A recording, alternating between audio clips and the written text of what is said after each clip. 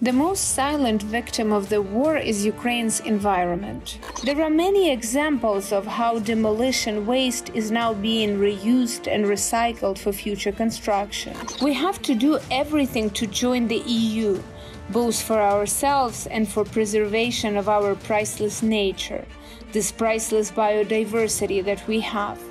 And Ukraine has 35% of all biodiversity in Europe. Hello and welcome to Ukraine in Flames, a special project by Ukraine Media Center and NGO Euro-Atlantic Course. And I'm your host, Myroslava Yarenki. The biggest silent victim of Russia's undeclared war against Ukraine for more than 10 years is the environment of Ukraine. During the full-scale invasion, Russia captures, burns, poisons, and tortures the wildlife and habitat of Ukrainians, leaving behind territories that will take decades to restore to their natural state. In today's episode, we are going to discuss how Ukrainians can protect the environment during wartime, and the role of communities in preserving biodiversity and implementing sustainable modern changes. If you want to learn more about this subject, please continue watching this video and subscribe to our channel so that you don't miss our videos in the future. A significant aspect of the impact of military actions is the environment of settlements as centers of human habitation. The destruction of urban infrastructure and industrial facilities, along with regular missile attacks and resulting fires, has led to the release of deadly pollutants. This endangers the health of the population that remains in Ukraine, which in turn provokes demographic consequences and migration problems. In order to help communities comprehensively look at problems and consequences for the environment, providing a direct tool with which communities can work out such consequences for the environment, leading public environmental organizations have developed the Eco-Checklist for communities.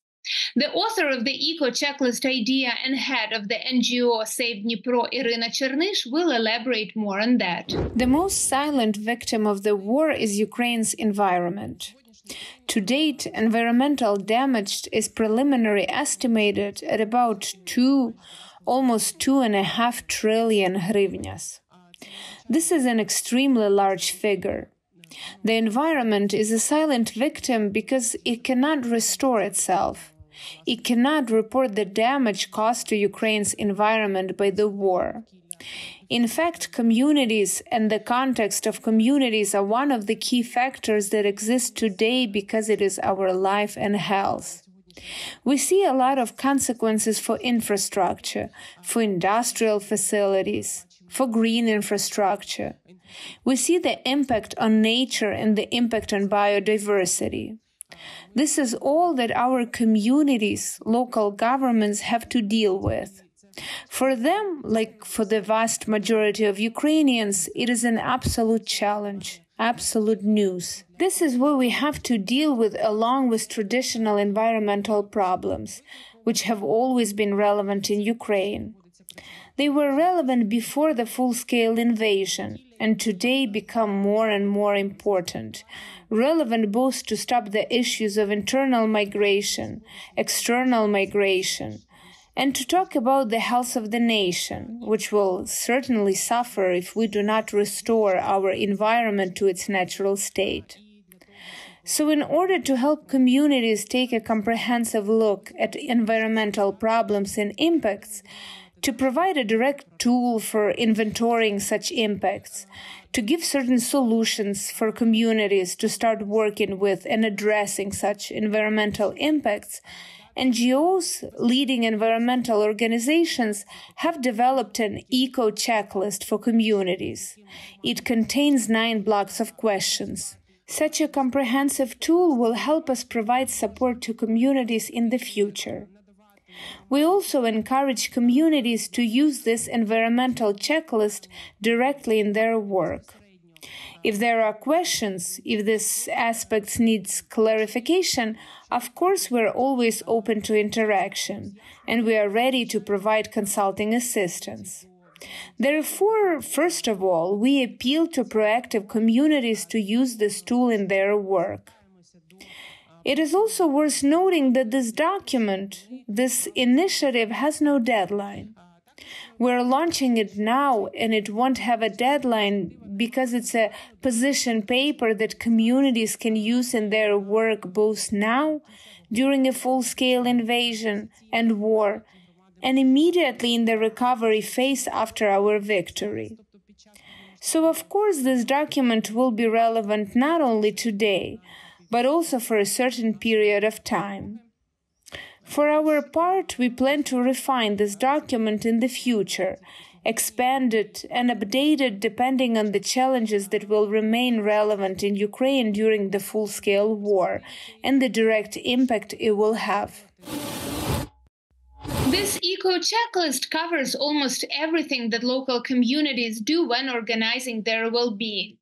In addition, these recommendations, among other things, open up opportunities for attracting grant and investment credit funds for the implementation of infrastructure projects that would allow, for example, to bring the standards of water supply, drainage, and wastewater treatment to European requirements. Sofia Sydorenko from NGO Zero Waste Alliance Ukraine will talk more about the European integration sector of Ukraine's development. If we are talking about the European integration sector of Ukraine's development, we must understand that the issue of the waste management sphere lies on the same axis with the prevention of waste generation. And here we have to make a very big focus on this. The situation on the ground is very different, depending on whether the communities have been affected by attacks from the so-called Russian Federation or not. Therefore, it is very important to realize that the first step that municipal representatives can take on the ground is to understand what kind of waste is generated. Analyzing the waste morphology, conducting an audit, conducting a study of the waste content are the extremely important steps to all subsequent steps. It is one thing to manage the waste of the cities that are not affected by destruction. There will be one list of the waste fractions and one strategy.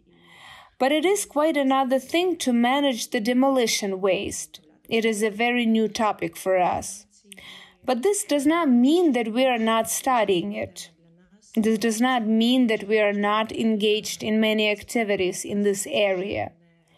There are many examples of how demolition waste is now being reused and recycled for future construction.